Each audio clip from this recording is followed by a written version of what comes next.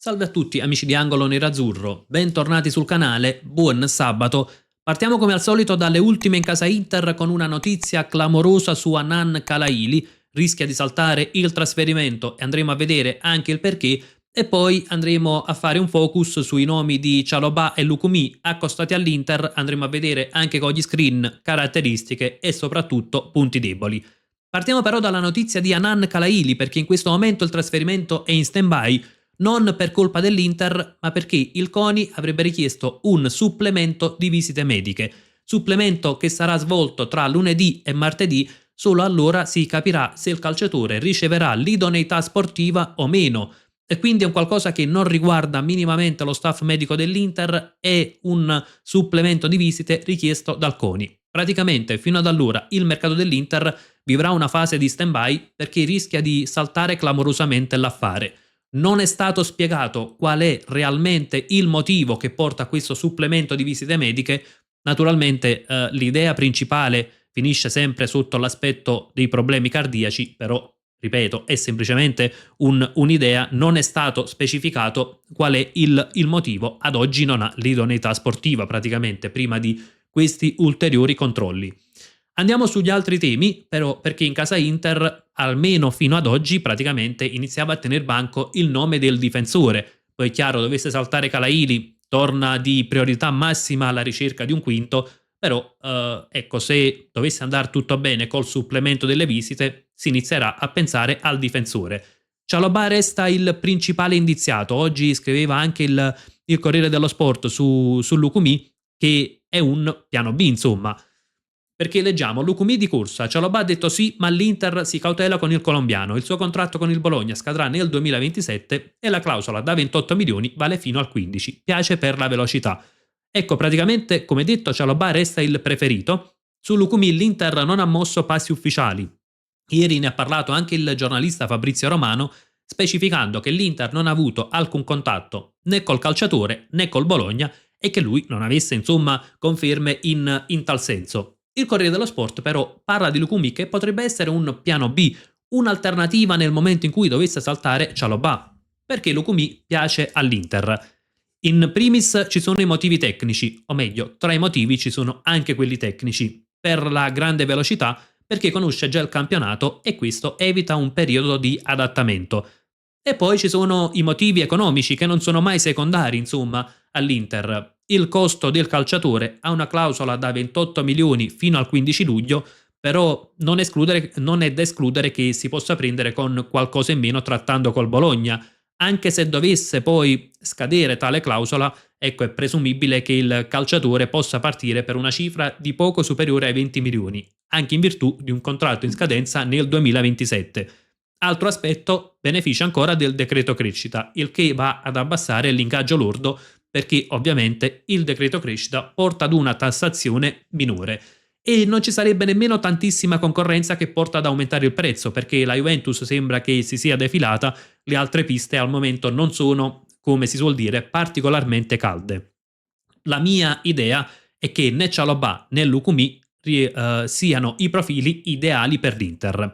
E andiamo a vedere anche il perché più volte io ho detto sono calciatori di grande aggressività, grande irruenza, ma non hanno letture difensive e leadership che serve al centrale della difesa a 3. Ecco, magari vedo i due più da braccetti, però all'Inter serve in questo momento un centrale. Prendiamo gli screen, partiamo da Lukumi e vediamo a cosa mi riferisco. Questa è la partita Napoli-Bologna. Qui c'è Lukumi, l'azione il Napoli la sviluppa sulla destra, c'è l'uomo in maglia azzurra che praticamente scatta alle spalle di Lukumi e sfila verso l'area avversaria. Vediamo, Lukumi poi fa un grandissimo recupero, ma comunque l'attaccante del Napoli finisce per calciare in porta. Ecco, qui praticamente Lukumi guarda il pallone, si fa attrarre dall'azione, perde l'uomo alle sue spalle. Questo è un deficit in primis di concentrazione più che di lettura. Letture che invece notiamo come un handicap in questa situazione in Bologna-Roma. C'è Malen pronto a ricevere il pallone. Lukumi cosa fa? Quando Malen riceve la palla, lui scatta subito verso Malen, anzi in realtà lo fa già un attimo prima, quando parte il passaggio, per quell'irruenza che ho sottolineato più volte. Scattando verso Malen, praticamente si trova controtempo con Malen che poi fa uno scatto verso la porta, lo brucerà e andrà a tu per tu col portiere del Bologna. Qui il punto qual è? Malen non brucia Lukumi perché è molto più veloce, ma lo brucia perché Lukumi fa una scelta sbagliata inizialmente. Perché cosa fa? Mentre Lukumi fa lo scatto verso l'avversario, Malen lo fa verso la porta e quindi chiaramente riesce a prendere questo vantaggio che poi lo lancerà verso l'area del Bologna tu per tu col portiere. Malen sbaglierà, ma poco cambia in questo senso. Ecco, da questa immagine forse si nota ancora meglio il momento in cui Lukumi scatta verso Malen e Malen scatta verso la porta. Situazione che ritroviamo in parte anche in Juventus Bologna, dove Lukumi si trova qui sul centro-destra del campo, sulla fascia destra praticamente, e va in uscita sul calciatore della Juventus con irruenza. Anche qui viene saltato, quindi non attende, va subito forte, aggressivo sul calciatore, lasciando una prateria alle sue spalle. C'è un'altra situazione, sempre in Juventus Bologna, leggermente diversa rispetto alle altre, perché qui, ecco, arriviamo alla conclusione che non è ideale come centrale della difesa a 3, potrebbe esserlo per la difesa a 4. Perché? Lukumi esce sull'avversario, lascia spazio alle sue spalle e l'altro centrale del Bologna, vediamo, non va a chiudere su David. Qui la Juventus sfrutta proprio l'imbucata dal lato di Lukumi, che è uscito forte sul portatore di palla, lasciando comunque spazio alle sue spalle. E qui qual è la conclusione a cui possiamo arrivare? Che Lukumi è un calciatore di grande aggressività, però al suo fianco ha bisogno di un difensore che guidi la linea difensiva, che sia più di copertura, che abbia leadership. Praticamente ciò che era 2 anni fa la difesa del Bologna, con Lukumi e Beukema, dove era Beukema che appunto era quello che guidava la difesa, quello che magari copriva anche ciò che lasciava alle sue spalle Lukumi. Ecco, tra i due, poi al di là del rendimento che ha avuto Beukema al Napoli, vedevo molto più quest'ultimo da grande club che non Lukumi, che magari tende a rubare l'occhio, però tante volte, come abbiamo visto, è irruento, aggressivo, ma poco attento tatticamente.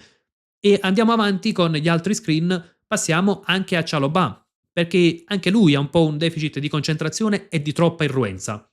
Questa è la partita Chelsea-Nottingham Forest. Chalobah qui ha l'uomo alle sue spalle, che non viene seguito minimamente dal difensore del Chelsea, tanto è vero che il Nottingham arriverà al cross, Chalobah salta, non arriva sul pallone e l'attaccante del Nottingham colpisce di testa praticamente al limite dell'area piccola, sbloccando il risultato.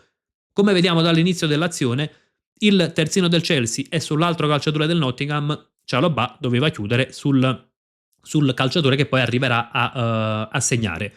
Sempre partita Chelsea-Nottingham Forest, qui vediamo Chalobah sta tenendo all'attaccante del Nottingham Forest, l'azione si sviluppa, Chalobah lo lascia e praticamente poi il terzino andrà a commettere il fallo sul calciatore del Nottingham e fallo che poi porterà al rigore e al 2-0 del Nottingham Forest. Stessa partita, possiamo dire, una partita horror di Chalobah? Sì, ma non sono delle situazioni che troviamo solo in queste partite. Naturalmente in questo video prendiamo alcune situazioni di gioco, non le ha commesse solo col Nottingham, chiaramente. Qui è una azione, una transizione molto rapida e sebbene la rapidità non sia una caratteristica che manca a Chalobah, qui viene bruciato proprio dallo scatto e vediamo qui con la grande velocità non riesce a tenere l'attaccante del Nottingham, che comunque magari parte da lontano in velocità ed è difficile da tenere, però arriva il terzo gol ancora una volta sull'uomo sul quale c'è con l'uomo sul quale c'è Chalobah. E poi c'è questa situazione in Brighton-Chelsea. Qui è un errore di Chalobah che viene anche un po' indotto dal fatto che sia il compagno di squadra sia il numero 18 del Brighton lisciano il pallone di testa. Lui però ha una reazione errata perché lui va a cercare di colpire il pallone ma sbaglia completamente la valutazione della traiettoria. Il pallone lo scavalca, il Brighton andrà a segnare. Ecco, praticamente vediamo più situazioni in cui Chalobah e Lukumi hanno problemi di concentrazione e di troppa irruenza, troppa aggressività, poche letture difensive. Non dico che sono due difensori di basso livello, ma sono due difensori che non rappresentano quello che ad oggi serve all'Inter. Perché all'Inter serve un centrale della difesa 3, quindi uno che abbia letture difensive, leadership, che sia bravo in marcatura e che magari sia rapido. Magari sono caratteristiche che si possono trovare anche in un calciatore più giovane, meno conosciuto, che abbia più margini di miglioramento, che però di base abbia quella qualità in marcatura, che sia quel tipo di difensore che se è sull'avversario magari tiene la guardia costantemente alta e non lascia tempo e spazio all'attaccante avversario. Non sono caratteristiche che hanno Cialobà e Lukumi.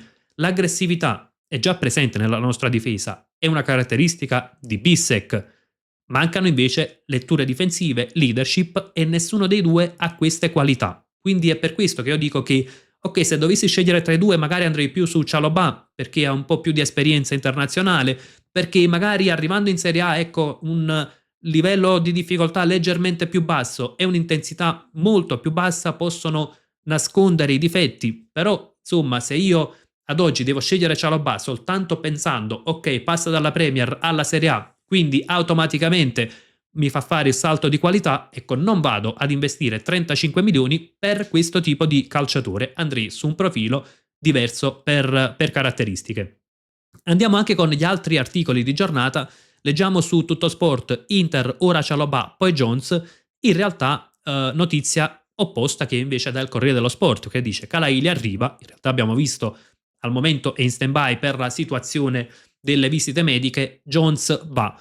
Ecco, su Jones l'Inter in realtà anche se dovesse essere confermato l'affare Calaili non penso che accelererà a breve, perché il focus poi sarà sui difensori e a centrocampo l'Inter è completa. Stankovic sembra che sia stato ecco, completamente tolto dal mercato, in realtà non è mai stato sul mercato, però sembra che sia stata allontanata l'ipotesi della plusvalenza, rimarrà all'Inter, quindi non c'è una necessità immediata al centrocampo e l'Inter ha necessità invece di concentrarsi su altri ruoli. L'ipotesi però Johnson-Nottingham porta altri svantaggi. Il Nottingham, ricordiamo, ha venduto Elliot Anderson per una cifra di oltre 130 milioni, l'ennesimo prezzo folle della Premier, e avrebbe la possibilità di andare a chiudere per Curtis Jones. In primis toglie quello che potrebbe comunque rimanere un obiettivo anche a mercato inoltrato dell'Inter, ma soprattutto se il Nottingham dovesse prendere Jones, automaticamente potrebbe abbandonare la pista frattesi, che tra gli esuberi sembrava essere quello con più mercato, in realtà il Nottingham non ha accelerato e offerte dall'Italia non ce ne sono. E quindi l'Inter continua a tenere Frattesi, non c'è l'introito per la cessione di Frattesi e soprattutto Frattesi continua a pesare sul bilancio, quindi insomma Curtis Jones Nottingham può portare una doppia conseguenza negativa. Andiamo anche con gli altri temi di giornata, leggiamo Pavard non si arrende, se mi vogliono resto. Ecco, Pavard vorrebbe giocarsi le sue chance, sembra però che non sia della stessa idea l'Inter, almeno è quanto ha riportato anche Fabrizio Romano nella giornata di ieri, sia per un problema di spogliatoio, per come si è lasciato prima l'infortunio che lo avrebbe escluso, che lo ha escluso dal mondiale per club, ma contemporaneamente giocava a padel. Insomma, era un infortunio alla caviglia, non penso che sia un tipo di infortunio che permette facilmente di giocare a padel. E poi c'è stato qualcos'altro nello spogliatoio, perché ad inizio stagione Kivu sembrava puntare su Pavard, pochi giorni dopo c'è stata la cessione al Marsiglia, quindi chiaro che andrebbe prima risolto questo problema e poi c'è l'aspetto relativo al costo, perché ha comunque un ingaggio netto da 5 milioni, quindi un ingaggio pesante, pesa per 13 milioni all'anno. Chiaramente l'Inter punta a liberarsi di questo costo. In quale caso potrebbe cambiare lo scenario? Penso soltanto se si arrivasse agli ultimi giorni di mercato e non ci sarebbe la possibilità neanche di un prestito con diritto di riscatto, perché anche un prestito non libererebbe l'Inter dell'esubero, non libererebbe della cifra di ammortamento, ma libererebbe l'Inter dell'ingaggio lordo ed è un ingaggio molto pesante, quindi penso che soltanto se non si dovesse arrivare alla cessione potrebbe essere valutata poi la permanenza e il conseguente reintegro di Pavard, ma ad oggi non è quella l'idea dell'Inter. C'è poi un altro aspetto sempre relativo alle cessioni, il Sassuolo su Massolen, piace il trequartista francese di proprietà dell'Inter, ovviamente l'altro nome poco interessa a noi.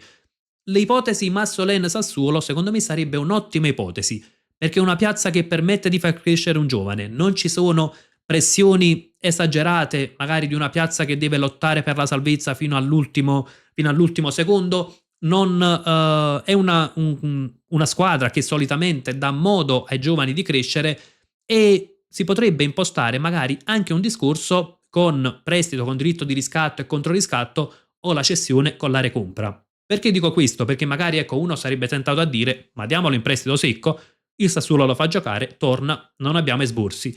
Se il Sassuolo prende il calciatore in prestito secco, probabilmente lo valuterà soltanto come un elemento in più della rosa.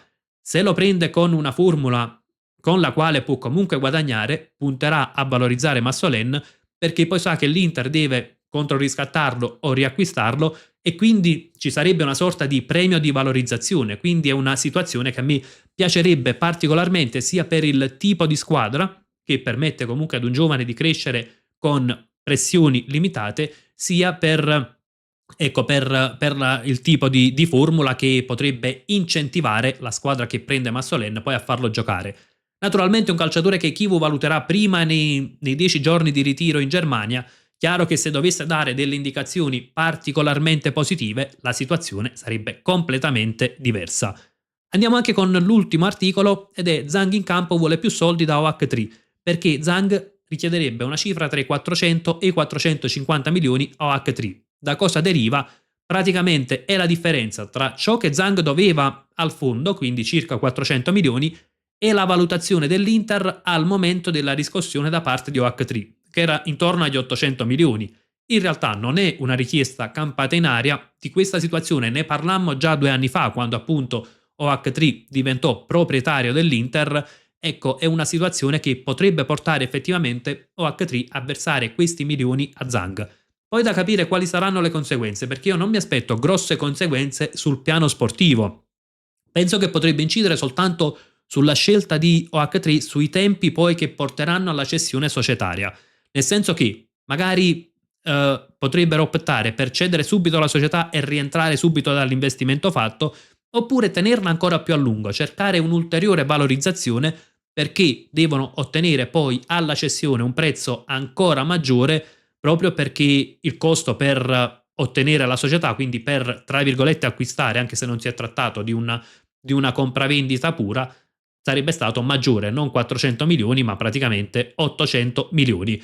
È comunque un discorso praticamente solo agli inizi, poi vedremo quali saranno gli sviluppi, se magari un tribunale darà ragione a Zhang o meno, e poi valuteremo anche quelle che saranno le conseguenze appunto della situazione della diatriba tra Zhang e OH3. Aspetto anche i vostri commenti sia sulla situazione Kalaili che clamorosamente potrebbe saltare, sia sulla scelta del difensore tra Chalobah, Lukumi, ma anche perché no, sui nomi di Pavard, Massolen, su questa situazione Zango H3, insomma su tutto quello che riguarda il mondo nerazzurro e come sempre io vi lascio con un gran bel Forza Inter.